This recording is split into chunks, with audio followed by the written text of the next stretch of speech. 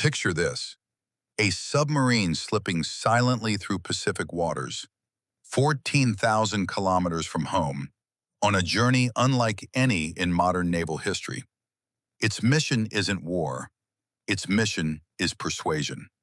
Because in the next 30 days, the Prime Minister of Canada will sign one of the largest defense contracts in the Western world, a contract worth up to $120 billion, a contract that will tie this country to a foreign power for the next 70 years. And tonight, two nations are fighting for that signature. Breaking tonight from Ottawa, the race to build Canada's next submarine fleet has entered its final, decisive phase. South Korea and Germany are now in a closing sprint, each making last-minute moves designed to swing Prime Minister Mark Carney's decision. And the stakes could not be higher. 12 submarines, $60 billion at minimum, $120 billion at the high end. A defense partnership that will outlast governments, outlast prime ministers, outlast generations of Canadians not yet born. This is not just about steel and torpedoes. This is about who Canada chooses as its strategic partner in a world where Washington is no longer a reliable ally. Carney has stated publicly that he expects to make his choice by the end of the second quarter of 2026. That gives Ottawa until the end of June, roughly 6 weeks from this broadcast. And in those 6 weeks, the players are deploying everything they have. From Seoul, Hanwha Ocean is offering the KSS-III Batch 2 submarine.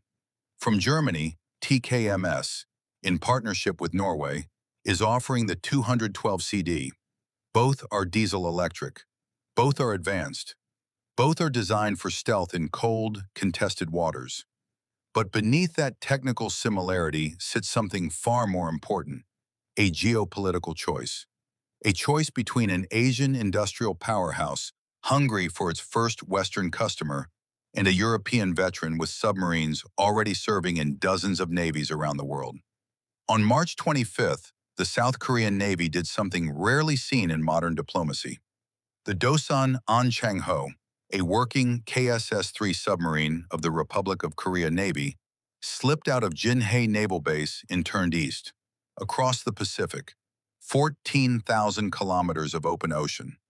Its destination was Canadian Forces Base Esquimalt on the southern tip of Vancouver Island. On May 7th, the submarine paused in Hawaii. There, 2 officers of the Royal Canadian Navy boarded the vessel. They became part of the crew. They will arrive in Victoria together. And in June, they will take part in a joint Canadian-Korean naval exercise that no other bidder has matched, can match, or has even attempted. Dear viewers, take a moment and consider what this actually means. A foreign navy has sailed an active warship across the world's largest ocean, picked up Canadian sailors mid-route, and is about to demonstrate, in Canadian waters, exactly what Canada would be buying. That is not a sales pitch. That is a statement of intent. Berlin has not stayed quiet. German Defense Minister Boris Pistorius is scheduled to arrive in Canada in the last week of May, timed precisely with CanSec, the defense industry trade show in Ottawa.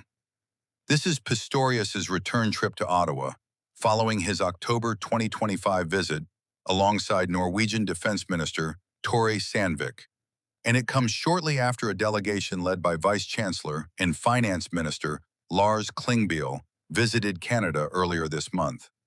Klingbeil came with a clear message. TKMS, he told Ottawa, is offering more than submarines. He spoke of long-term partnership, of European industrial alignment, of a Canada that will need friends beyond North America in the years ahead. Translation: Germany is selling continuity. Germany is selling experience. TKMS has built and exported submarines to dozens of navies across decades. It carries the deepest export resume in the conventional submarine business anywhere on Earth. But South Korea has its own message, and it is delivered with industrial precision. Hanwha Ocean has now boosted its economic benefits package to $70 billion across the 2026 to 2044 window. That is up from its earlier promise of $60 billion. Among the latest pledges, building industrial and military vehicles inside Canada, using Canadian auto parts, hiring Canadian workers. A Hanwha win, in other words, would not stop at submarines. It would seed an entire new defense industrial corridor on Canadian soil, stretching from Ontario auto towns to British Columbia shipyards. The Koreans understand something Ottawa understands too. This deal is not only about hulls in the water. It is about what gets built on land, the factories, the supply chains, the jobs, the patents, all of it staying inside Canada for 2 generations. If you want to stay ahead of the decisions that will reshape this country's industrial future before the headlines catch up, subscribe to Canada Next. We track these stories in depth because they will define the next era of Canadian sovereignty. Germany is countering with its own industrial offer. TKMS has confirmed cooperation with Bombardier Incorporated, investment in raw materials inside Canada, and a partnership model that company spokesperson Nils Bayer described as extending, and these are the exact words used, beyond traditional procurement models.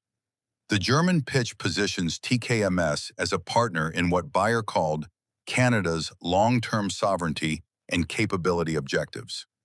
The Germans are expected to release further benefits details in the coming weeks, and waiting in the wings, a Korean government delegation. Sources tell the Globe and Mail that a senior delegation from Seoul is being prepared to travel to Canada in the weeks ahead. The lineup may include Kang Hoon-sik, Chief of Staff to President Lee Jae-myung. When the Chief of Staff of a foreign president boards a plane to lobby for a defense contract, you understand the scale of what is at stake for Seoul.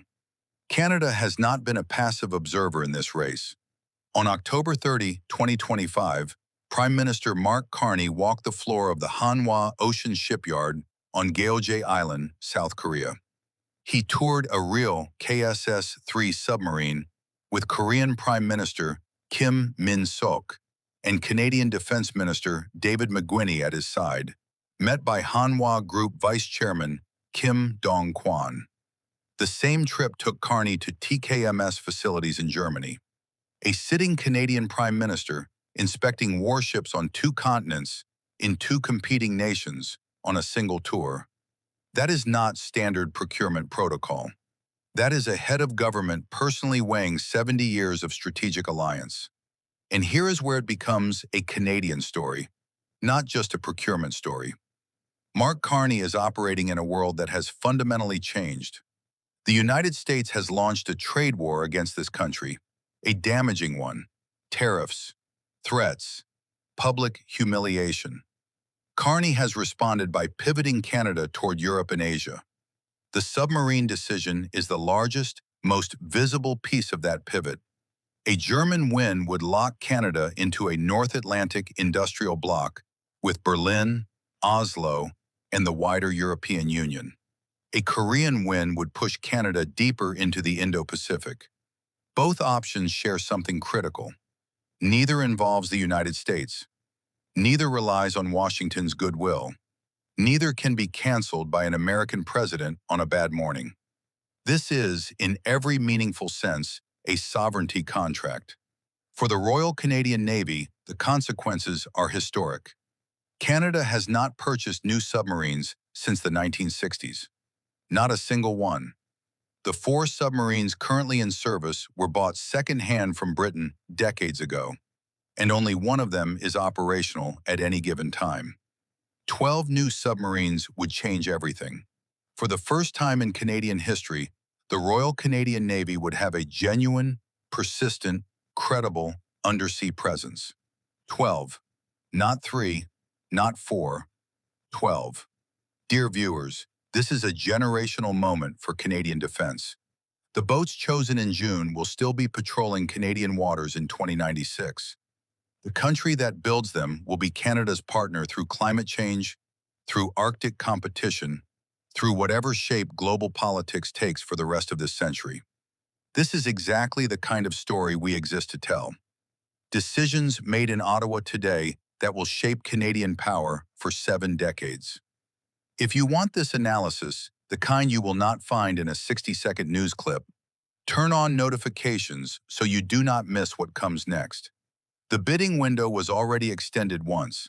Ottawa was not satisfied with what came in by the original March 2nd deadline. So Hanwha and TKMS were told to sweeten their offers. Both did. Hanwha jumped from $60 to $70 billion in pledged economic benefits. TKMS expanded its partnership architecture with Canadian firms. Both submitted final version packages.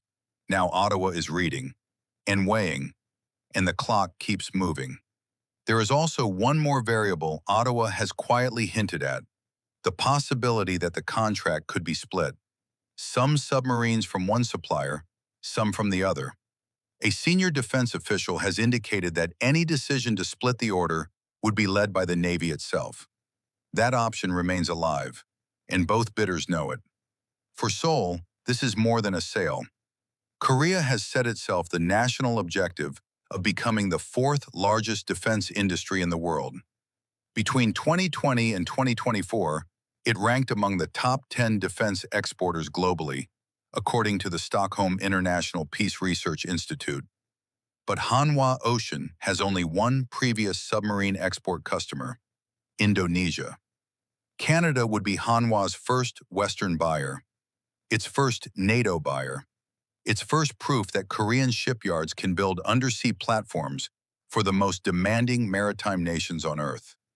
A Canadian contract would change South Korea's defense industrial trajectory permanently. That is why a working submarine is sailing across the Pacific. That is why ministerial visits are stacking up in Ottawa. That is why both sides are making promises measured in tens of billions of dollars. What happens before the end of June will lock in 70 years of partnership. It will reshape Canadian industry. It will redefine Canadian alliances. It will give the Royal Canadian Navy its first real underwater fleet since before the moon landings. And it will tell the world, in one signature, which way Canada is choosing to face: east toward Asia or across the Atlantic toward Europe. But never, in this calculation, back toward Washington. This channel exists because moments like this deserve more than a passing mention. If you believe Canadian sovereignty stories need a louder, sharper voice, join us. Like this video. Share it with someone who needs to understand what is being decided in Ottawa right now. And subscribe to Canada Next, because tomorrow we keep going. This is Canada Next. I'll see you tomorrow.